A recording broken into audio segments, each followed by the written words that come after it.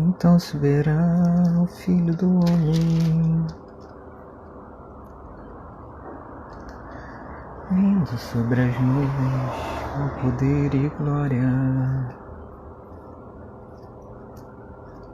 Então se verá o Filho do Homem. Bom dia, terça-feira da última semana do nosso Senhor Jesus. Última semana antes de ser morto, crucificado e ressurreto. Bom dia, bem-vinda, bem-vindo. E aí, para iniciar essa nossa reflexão, bom dia, te fazer uma pergunta. O que você faria na sua última semana de vida? Parou para pensar nisso? O que você faria se você soubesse que tivesse apenas uma semana de vida? O que você faria ao longo dessa semana? Lembra? Muita gente tem coisas que tem que se fazer antes de morrer, né? Tem aquela lista de coisas a fazer. E Jesus também tinha uma lista de coisas a fazer, né? Nessa última semana. E acho interessante uma das coisas que ele escolheu fazer. Fez durante todo o ministério e não deixou de fazer também nessa última semana, foi ensinar. Jesus não parou de ensinar. Não parou. Ele sabia que o que tinha para fazer na última semana era de extrema importância. Então, ele fez durante toda a sua vida. Olha só que interessante, né? O que ele tinha de fazer na última semana era muito importante. Então, ele fez durante toda a sua vida, que foi ensinar. Então, se você tem uma coisa que você quer deixar para depois para fazer, ou para os seus últimos momentos, ou para quando você tiver tempo, não deixe não. Comece a fazer hoje, porque isso pode ser para você uma virada de chave na sua vida. Faça o que é mais importante sempre na sua vida. Faça como Jesus. E olha só o que o nosso Senhor fez. Tem vários relatos de Mateus, de Marcos, de Lucas. E aí eu quero pegar aqui, vamos ler, deixa eu ver aqui, se Mateus é um bom... Estava lendo muito Marcos, mas hoje de manhã eu fui ler um texto de Mateus que eu achei mais interessante para trazer. Jesus retorna ao templo. Ele retorna ao templo. E eu perdi o texto. Que maravilha, né? Cadê? Saduceus, a ressurreição. Ah, achei. Calma. Jesus entrou no templo. E quando ensinava, os principais sacerdotes e os líderes judeus aproximaram-se dele e perguntaram: com que autoridade fazes isso? Jesus passou o ministério dele ensinando. Passou a sua trajetória narrada pelos evangelhos ensinando. E depois de todo esse tempo ensinando, fazendo milagres, vem o grupo de sacerdotes e pergunta: por que você faz o que faz? Quem te deu autoridade para fazer isso? E Jesus responde, né? Ou melhor, devolve essa pergunta a eles. Com que autoridade João, o profeta, batizava? E eles não souberam responder. Eles queriam pegar Jesus para dizer que Jesus era alguém que não tivesse autoridade instituída por Deus, que fosse de Deus. Em todo momento queriam pregar peças em Jesus, né? E Jesus sempre fugia com as próprias perguntas deles, né? porque eles se achavam sábios demais aos próprios olhos.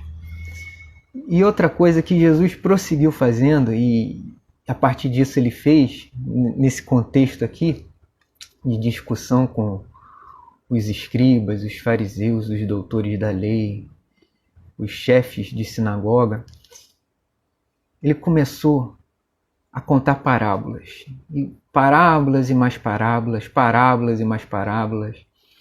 E as parábolas eram sempre contra os mestres da lei. Sempre contra eles. Que interessante, né? Jesus ia ao templo, contava parábolas do reino, e parece que ele deixou para essa última semana um repertório amplo para contestar os próprios ensinos dos fariseus e mestres. E conta diversas parábolas, né? Parábolas do filho que disse sim, mas não foi trabalhar na vinha do pai. E o filho que disse não, mas foi trabalhar na vinha do pai, de quem chamou ele para trabalhar. Eu acho interessante isso, né? Às vezes a gente acha que apenas confessar a gente está salvo, né? E às vezes a fé evangélica, a fé protestante, se apega muito na questão do confessar. Tudo que se confessa na teologia evangélica parece que, como num passe de mágica, tudo se materializa, né? Mas Jesus, numa das parábolas, falava o seguinte: não basta aquilo que vocês confessam. Às vezes, vale mais você ser sincero em falar não e fazer a vontade de Deus do que você ficar dizendo sim toda hora para Ele e nunca praticar. Isso aí incomodava profundamente os mestres, os fariseus, os doutores da lei. E falava, e a partir disso ele era interrogado. E os mestres, já incomodados com aquela fala, com aqueles ensinos de Jesus, começam a interrogar Jesus. Questões teológicas sobre ressurreição, sobre batismo, diversas questões, todas para pegar Jesus. E aí, Jesus acaba com toda aquela discussão porque eles não têm resposta. Não têm resposta. E chega um momento que eles, já sem argumentos teológicos, doutrinários para encarcerar Jesus pelo discurso, eles tentam através da política. E o que eles fazem? Eles enviam um grupo de gente para começar assim: mestre, bom mestre, eu sei que tu ensinas, eu sei que o senhor é bom, eu sei que o senhor fala a verdade. Então diga, mestre, nós temos que pagar o tributo a César? E Jesus responde: dá a César o que é de César. Olha aí a moeda é dele, o dinheiro é dele. Dê a ele o que ele chama do que é dele. O que ele chama de seu, dê para ele. Não faça questão disso. Mas saiba de uma coisa: dê a Deus o que é de Deus. E o que é de Deus, não entregue a César. As vidas humanas pertencem a Deus. E aí, Jesus está nesse momento, nesse dia, isso tudo num dia só acontecendo. Num dia só. Jesus afrontando os mestres com os próprios ensinos, com a própria escritura, né? E chega um momento que Jesus sai do templo. Ele sai do templo. O templo que era o lugar do culto, o templo que era um lugar assim sagrado, era aquilo que ninguém podia falar contra o templo.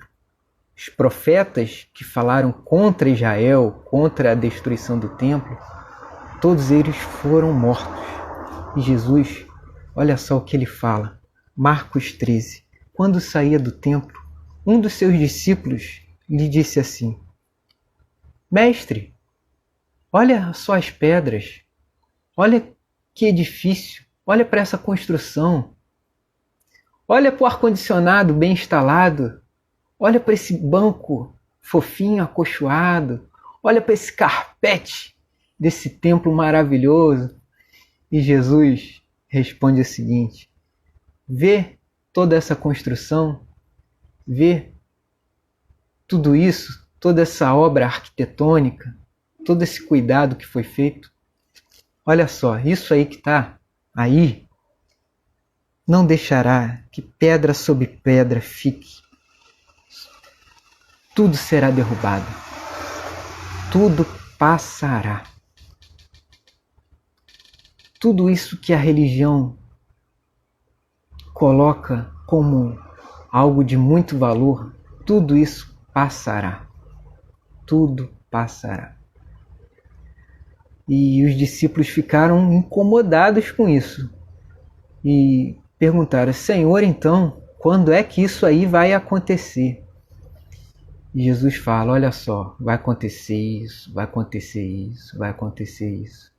Jesus começa a falar do sermão escatológico, do sermão das últimas coisas que deveriam acontecer. E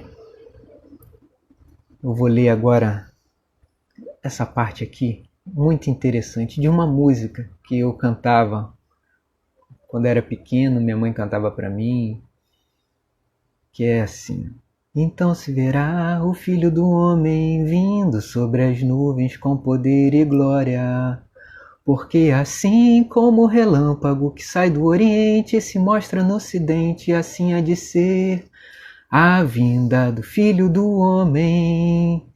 Jesus começa a falar do que virá, do fim das coisas.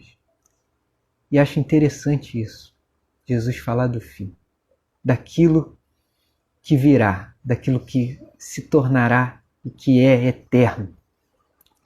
Mas naqueles dias, depois da tribulação, depois que o sol escurecer, a lua escurecer, as estrelas cairão do céu e os poderes do céu serão abalados. Então o Filho do Homem será visto vindo nas nuvens com grande poder e glória. E logo enviará seus anjos e reunirá os seus eleitos, desde os quatro ventos, das extremidades da terra até a extremidade do céu.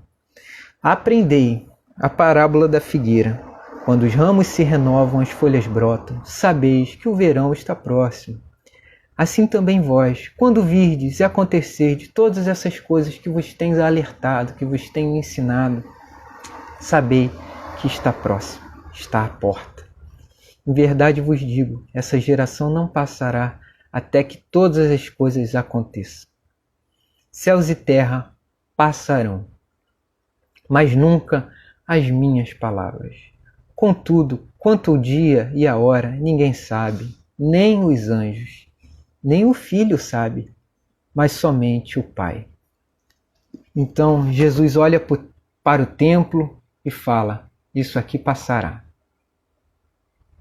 Jesus olha para as construções humanas e fala: isso aqui passará. Jesus fala para as nossas teologias: isso aqui, o conhecimento, passará. Tudo isso passará. Mas tem uma coisa que não passará: as minhas palavras, o Evangelho, a boa notícia, aquilo que eu digo, aquilo que eu anuncio e aquilo que eu faço, não passará. E aquilo que não passará, Jesus fez do seu ministério, da sua vida. Ele fez na sua última semana. Ensinou. Foi para o templo ensinar. Foi colocar dentro do templo coisas eternas. O ensino, a palavra. Ele desprezou as construções, as obras das mãos humanas. E falou, anunciou e alertou: cuidado, ninguém vos engane. Ninguém vos engane. Tudo passa. Olha só, tudo vai passar. Se hoje a gente está passando um momento difícil na nossa nação, como nação, como país, saiba que isso também vai passar. Os governos passam, os nomes passam. Quem hoje é exaltado, no momento da história é esquecido. Mas uma coisa é eterna, o Evangelho. E é isso que ele deixou para a gente na última semana. Ele deixou o que é eterno.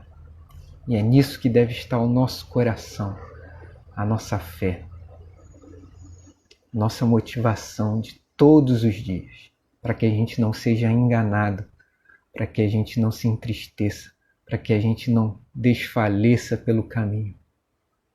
Fique com o que é eterno. Amém? Vamos orar? Senhor Jesus, muito obrigado, Deus, porque na última semana, numa terça-feira como hoje, o Senhor deixou o que é eterno para a gente. O Senhor não deixou que a gente ficasse enganado, nem abobado com as construções das mãos humanas, seja as construções do conhecimento, seja as construções físicas. O Senhor não deixou a gente enganar. O Senhor deixou para a gente o que é eterno. Nos ajuda, Deus, a andar no Evangelho, na boa notícia. Nos ajuda, Deus, a construir a nossa vida sobre alicerces santos, sobre alicerces que não passam, sobre alicerces que não são abalados com as circunstâncias, com os momentos, com as fases de políticas ou governos, ou momentos da religião. Nos ajuda, Deus, a ficar firmes em Ti, em nome de Jesus. Amém e amém. Essa foi a reflexão da terça-feira do nosso Senhor Jesus. Fique com o que é eterno e não se deixe enganar. Ele virá e ninguém sabe o dia e nem a hora, e nem o Filho sabe. Amém? Amanhã, quarta-feira, teremos mais uma reflexão, tá bom? Que Deus abençoe, estaremos lá e até a próxima. Muito feliz de vocês estarem aqui. Um beijo, um abraço e vamos caminhar. Tchau, tchau.